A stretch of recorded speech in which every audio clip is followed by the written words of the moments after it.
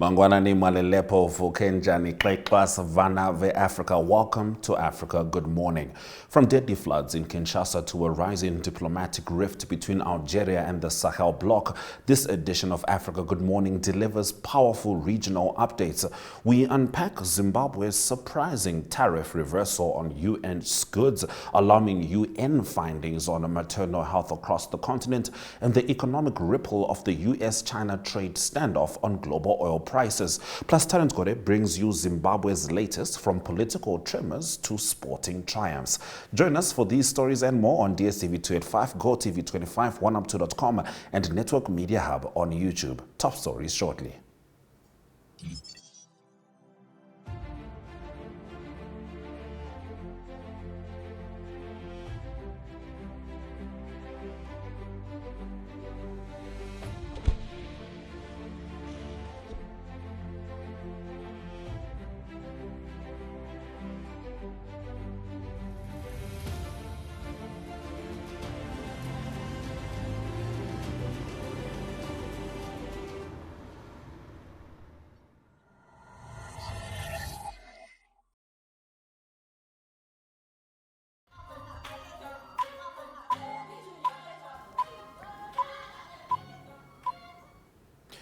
At least 33 people have died in Kinshasa, capital of the Democratic Republic of Congo, after torrential rains caused severe flooding, forcing desperate residents to wade, swim, or paddle to safety in makeshift canoes. The Congo River recently hit its highest level in 60 years, and flooding is common in this city of 17 million, where poor urban planning and soil erosion worsen the impact. Half of Kinshasa's 26 districts have been affected, with the worst damage in poorer areas like Njili, where homes are swept away overnight. Angry residents accuse authorities of a slow response, while water shortages now plague much of the city due to damaged treatment pumps. Major roads, including those to the airport and main port, are impassable, and the overflowing polluted Njili River has trapped many people. The government has acknowledged the need for better infrastructure, especially as more heavy rain is expected in the north and northeast. The alliance of Sahel states, comprising Mali, Burkina Faso, and Niger, has recalled its ambassadors from Algeria, intensifying a growing diplomatic crisis in North Africa. The move follows allegations that Algeria shot down a Malian military surveillance drone last week, a claim that both underscores and deepens tensions along the Algeria-Mali border. Mali's military-led government reported that the drone was destroyed nearly 10 kilometers south of the border it shares with Algeria. In contrast, Algerian authorities contend the unmanned aircraft had strayed more than 2 kilometers into Algerian airspace, therefore violating its sovereignty. Labeling the incident irresponsible and a breach of international law, the Sahel bloc condemned Algeria's actions. Mali also announced its withdrawal from a broader regional military group that includes Niger and declared its intention to take the matter to international forums. In a rather surprising move aimed at thawing long-standing tensions and fostering economic ties, Zimbabwean President Emmerson Mnangagwa has announced the suspension of tariffs on U.S. imports just days after former U.S. President Donald Trump slapped an 18% levy on Zimbabwean goods, a decision critics say is a desperate attempt to appease Washington in hopes of having targeted sanctions lifted, sanctions that, despite a partial rollback under the Biden administration, still implicate Mnangagwa for alleged human rights abuses and corruption. With bilateral trade already modest at 111.6 million in 2024, analysts like Tendai Mbanje argue that the benefits of this unilateral concession skew heavily in favor of the U.S., while prominent journalist Hopewell Chinono criticizes Mnangagwa's solo diplomacy as a missed opportunity to rally the Southern African Development Community, SADC, which he currently chairs, into a collective response to Trump's broader tariff assault that also saw Lesotho hit with a punitive 50% duty, prompting it to seek fresh negotiations and new markets. On World Health Day 2025, yesterday, the United Nations sounded the alarm over Africa's slow progress in reducing maternal mortality, revealing that while deaths have halved since 2000, the continent must now accelerate its annual improvement rate 12-fold to meet the 2030 global target of fewer than 70 maternal deaths per 100,000 live births, far below the current average of 442, with an estimated 178,000 women and nearly 1 million newborns still dying each year from preventable causes such as hemorrhage, infection, and lack of skilled care. Health experts point to underfunded systems, personnel shortages, and instability as persistent barriers, particularly in rural and conflict-affected areas, even as over 60% of African countries now report that most births are attended by professionals, a major jump from 2010. The WHO warning that the current pace will leave the continent at nearly 350 deaths per 100,000 by 2030 is urgent investment, leadership, and systemic reform to give every woman a safe delivery and every child a fighting chance at life. You are still with Africa Good Morning. Shortly, we're going to be talking to Talent Gore as she delivers the Zimbabwe Report.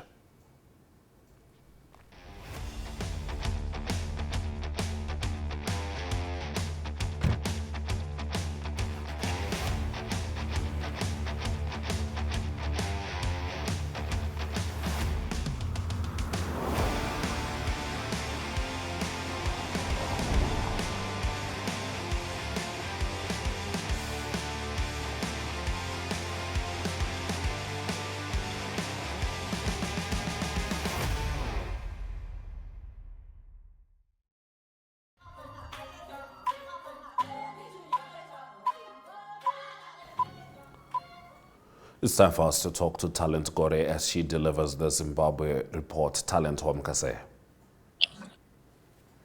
Tamka Lukana Mamkau, Mamkase Africa. Tamuka Hedu. Now, Talent, before you give us a background to Blessed Mhlanga's initial imprisonment, we are aware that he's been denied bail for a third time, and his lawyer, Doug Coulthard, if I'm not mistaken, delivered a letter which was written by Blessed Mhlanga just outside the court yesterday. Have a look. Dear friends, this is a letter from prison from Blessed Mhlanga. He writes, "Dear friends and fellow Zimbabweans, as I write from this discomfort of my overcrowded cell, I am suffering from a serious bout of flu which has drained my strength and now threatens my inner peace. Sleep hardly comes as deep thoughts and lice battle for my attention at the most undesirable times. Such is the life I have lived for the past 41 days. The state has unleashed its worst to keep me here, and mostly in total disregard of the Constitution.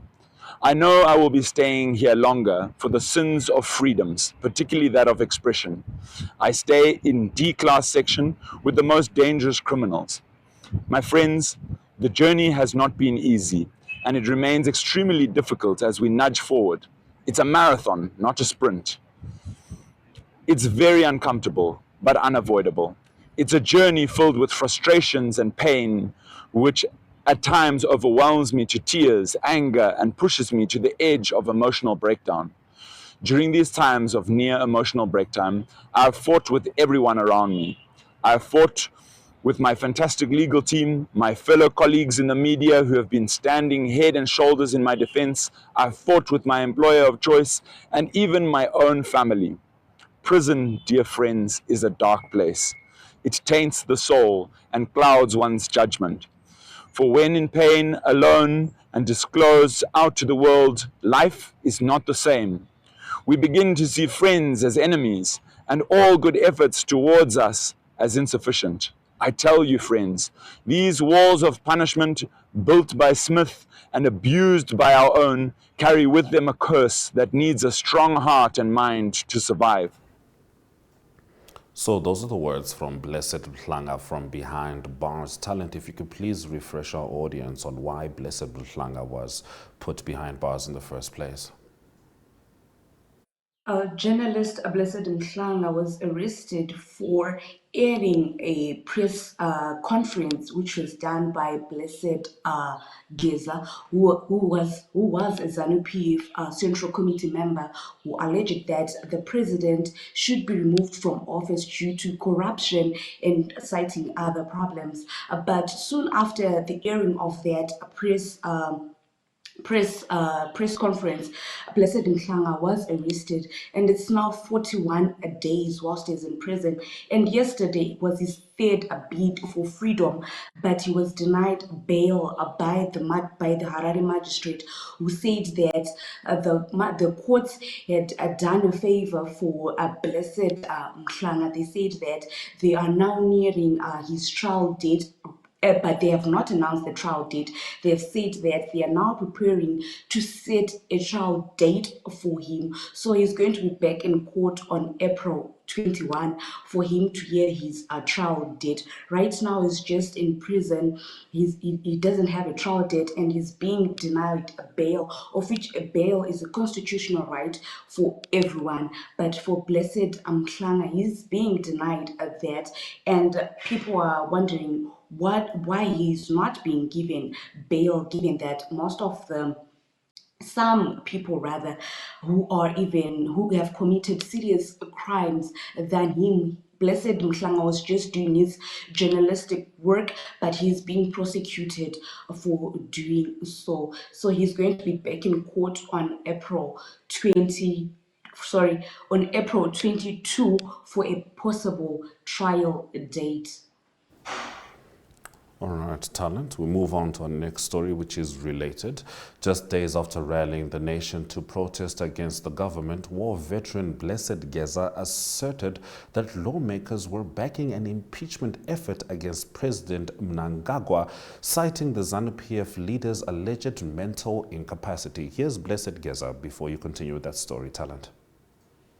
We are impeaching Emerson on the grounds that he is no longer mentally fit to lead the country. We are constitutionalists, so we are using the Constitution to rescue the country. Section 97, subsection 1 and D of the Constitution of Zimbabwe provides for the removal of the president on the grounds of inability to perform functions of president because of lack of mental capacity to discharge the duties and functions of the office of the president.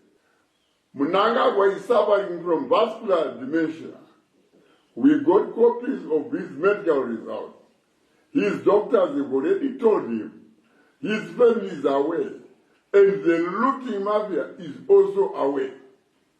Unfortunately, some members of his family and the looting mafia, led by Kudakwati Tagulei, are taking advantage of his mental sickness.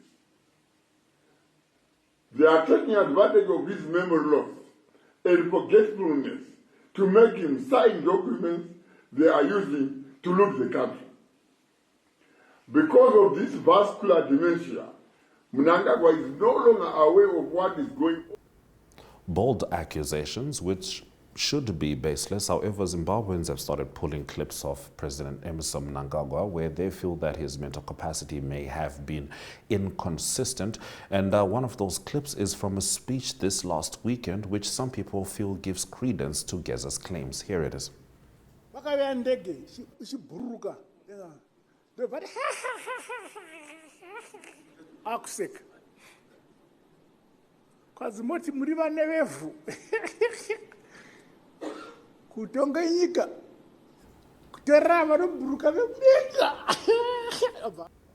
All right, Talent, could you please give us more on that story? Yes, the sensational claims by Geza are not new, having previously been made by exiled former cabinet minister Xavier Kasukere back in 2019. He said, Kasukere at that time said that the president was suffering from dementia, and ZANU-PF ZANU-PF and government spokesperson George Charamba defended the president, saying that Kasukuwere was just jealous that he was exiled from Zimbabwe. And right now, you find out that the government rather recently has said that attempts by Blessed Geza to introduce a motion in National Assembly to impeach President Mnangagwa are doomed to fail because the move lacks cross-party support, while the grounds for the so-called impeachment are a stake of lies.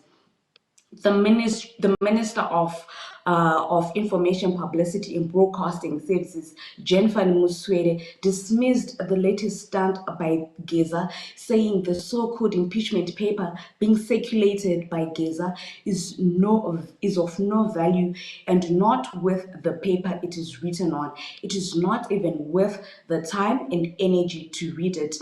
The minister said the people of Zimbabwe and their member of parliament are solidarity behind President Emerson Mnangagwa, whom they voted for in 2023. The minister also said that the impeachment will never succeed. He said ZANU-PF was a collegial party with grassroots support and the majority of MPs in parliament. So right now, the letter which Geza is talking about is just circulating on social media. We haven't seen parliament sitting for it, and there are processes which go behind the scene, or rather in the public domain, for when a president is about to be impeached. But as you know, for the president to be impeached, 2/3 of the members of parliament have to vote for the impeachment of the president.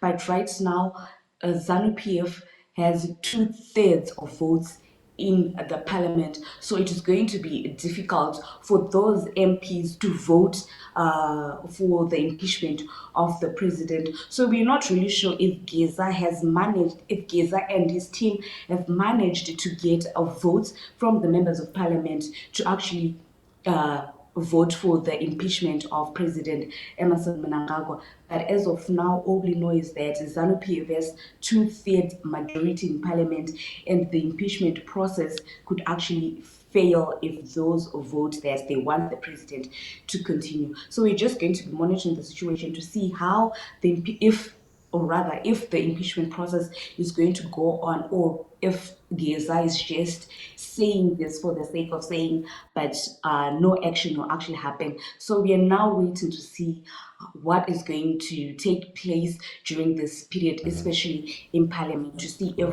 the president will actually be impeached.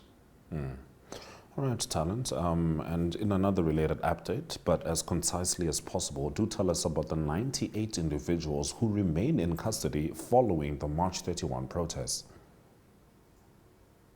Yes, and 98 individuals were arrested on Monday last week for protesting against President Emerson Mnangagwa, and they were given this directive by Geza, appeared in court, and they were denied a bail. So right now they are in prison, and they will come again in court on April 10 for their trial date. As you can see in that picture, there is a queue of prisoners, of those who were protesting, who are going into the Harare Magistrate Courts. Apparently, one of those people was actually identified from a video which is circulating on social media, and the police had to go to his residence to arrest him. So they will be back in court on April 10 for their trial date. All right, Talent. Moving on, the Justice Ministry has intervened to block the Zimbabwe Music Rights Association, ZIMURA, from implementing a $150 tariff on cover bands. Yes, the Ministry of Justice, Legal and Parliamentary Affairs has halted the implementation of a $150 United States cover band tariff imposed by the Zimbabwe Music Rights Association on local artists. The move follows a formal directive sent to ZIMURA instructing the suspension of the tariff pending regulatory approval. ZIMURA's head of licensing, Savius Matiza addressed to the managing director of Ecobank. In the letter, Zemura requested the bank to allocate 30% of its sponsorship budget towards music licensing and royalties for copyright holders. So right now, that has been halted by the Minister of Justice and Legal and Parliamentary Affairs. All right, Talent. And in the last of your stories, Zimbabwe women's national golf team secured a strong second-place finish at the 2025 Southern Regional All-Africa Challenge Trophy. Yes, and the team, which was led by 15-year-old sensational Miriam Masia, Zimbabwe produced a commanding performance to finish runner-ups to the regional powerhouse South Africa in the prestigious amateur tournament, reaffirming their growing stature on the continental stage. Their total team score of 490, based on the two best individual scores per round, was just 40 strokes adrift of the dominant South Africans, who clinched the title with 450. Zimbabwe comfortably held off third place Namibia by 39 strokes, with Eswatini and Lesotho finishing further adrift in fourth and fifth place respectively. The president of Zimbabwe Ladies Golf Union said that the performance was an inspiration and it was promising. She said that she was very proud of the team for coming up second in that tournament. All right, Talent, thank you very much for delivering the Zimbabwe report. You're welcome, and thank you very much for having me. It's always good having you on Africa Good Morning. Let's swing straight into our economic news story.